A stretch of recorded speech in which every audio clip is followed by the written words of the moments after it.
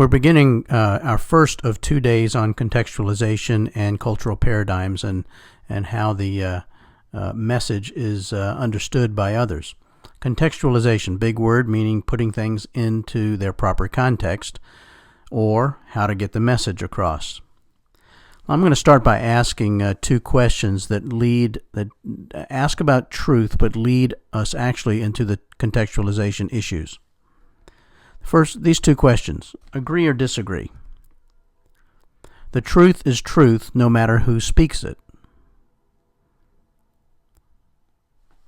Here's the second question, but you need to agree or disagree with the first one first before we run to the second one.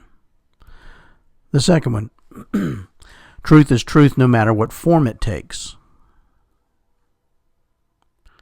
Now, depending on how you answer that question and how nuanced the question is for you and different things we can actually discuss in class, the way you answer this will help you or hinder you perhaps in the contextualization process. Let me give you a diagram of the contextualization process, and then I'll explain it a little bit more, and then I'll show you the diagram again. The process works like this. On the far left, you see source message. That's the person that has the message they're trying to communicate to someone else. They are the source. They have the message. They pass it, following that arrow, to the receptor, the person receiving the message. Then, as in all messages, that person then becomes the source for the message because they've received it. Now they're passing it on. And we're talking particularly in the evangelism process, or passing on the gospel message from one person to the next. So as the person began as the source, passed the message on to the receptor, then the receptor becomes the source as the message is passed on to the second receptor. And the process just is multiplied many times over. The key, of course, is how authentic that the receptor first receptor has of the message, how authentic that message is, and then how relevant they make it as they become the source, as they take the message and take it on to the next receptor, then how relevant or effective it is. We'll unpack that a little bit here. So getting the message heard. The message, what's being transferred, that of course is as we've discussed the gospel here. This contextualization process can be with anything, but as particularly what we're talking about is evangelism and getting the message across. So the message, as we remember from Stott, where he talked about the only thing that's really important in evangelism is the message, not the recipients, not the methods, not the results. The message is the key piece. That's why we spent time on what is the gospel and trying to unpack that some. So the message is what is being transferred. The source is the person who is encoding this message and passing it on to the respondent, or the person that is the decoder. So it goes like this. I have the understanding of the gospel. I encode it into a particular code that I pass on to the respondent, who then decodes the message and understands or doesn't understand what I've said. The key to that, of course, is how I encode it, and whether I'm putting it into a format and language and understandable code, quote unquote, that the respondent can actually translate into something that's usable for them. That's why the two pieces to this are that it must be authentic and it must be relevant. The message, the source, and the respondent, those are the three parts that we just talked about. Authenticity is primarily a function of interpreting.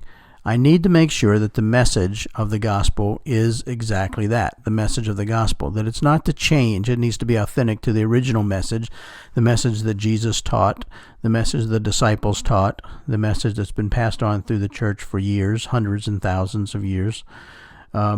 So when I go to discuss the gospel with someone, I need to make sure that my message is authentic, that I'm not giving them something that was never included in the gospels, was never it's not a truth of the gospel, and I've either included something or omitted something. So I have to work at being authentic, which is why we have people take biblical studies and understand some of interpreting, and classes that we spend time handling the scriptures to try to work at being as authentic as possible.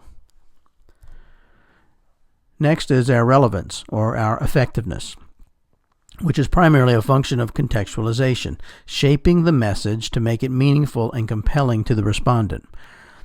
So my role here as the source with the message is to put it in a language that's understandable, to frame it in a way that gets the originality of the message, the authenticity of the message across in a way that is relevant to someone, whatever their walk of life or their culture or whatever, that I can put it in relevant terms that they actually can grasp it, understand it, and then become the encoder to pass it on to others.